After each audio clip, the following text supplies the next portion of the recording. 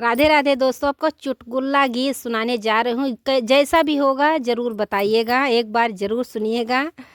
मिल्कीपुर के पानवा सुपरिया हमरे मान कहे, मिल्कीपुर के पानवा सुपरिया हमरे मान कहे, सुपरिया हमरे मान कहे, सुपरिया हमरे मान कहे, मिल्कीपुर के पानवा सुपरिया हमरे मान कहे, सास हमरे मान कहे, ससुर हमरे मान कहे, सास हमरे मान कहे, ससुर हमरे मान कहे, सैया भी आई मानऊ कराथी अपने मान कहे, सैया भी आई मानऊ कराथी अपने मान कहे, कराथी अपने मान कहे, कराथी अपने मान कहे, मिल्कीपुर के पानवा सुपरिया हमरे मान कहे, मिल्कीपुर के पानवा सुपरिया हमरे मान कहे, सुपरिया हमरे मान कहे, सुपरिया हमरे मान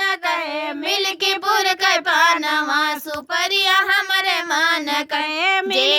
जेठ हमरे मान कहे, जेठान हमरे मान कहे, जेठ हमरे मान कहे, जेठान हमरे मान कहे, सैया भी आई मानऊ कराथी अपने मान कहे, सैया भी आई मानऊ कराथी अपने मान कहे, कराथी अपने मान कहे, कराथी अपने मान कहे, सैया भी आई मानऊ कराथी अपने मान कहे, सैया भी आई मानऊ कराथी अपने मान कहे, मिल्कीपुर के पानवा सुपरिया हमरे मान कहे, मिल्कीपुर के पानवा सुपरिया हमरे मान कहे, सुपरिया हमरे मान कहे, सुपरिया हमरे मान कहे, मिल्कीपुर के पानवा सुपरिया हमरे मान कहे, देवर हमरे मान कहे, देवरान हमरे मान कहे, देवर हमरे मान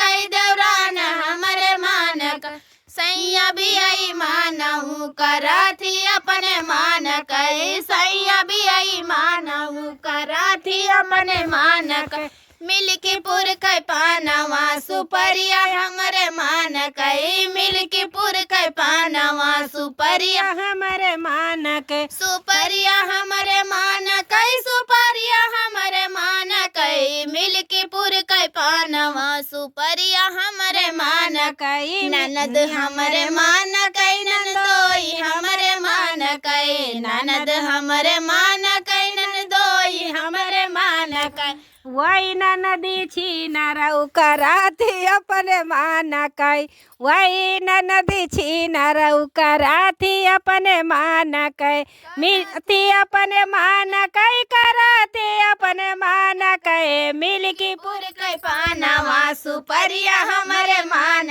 कहे, मिल्कीपुर के पानवा सुपरिया हमरे मान कहे, सुपरिया हमरे मान कहे, सुपरिया हमरे मान कहे, मिल्कीपुर के पानवा सुपरिया हमरे मान कहे, मिल्कीपुर के पानवा सुपरिया हम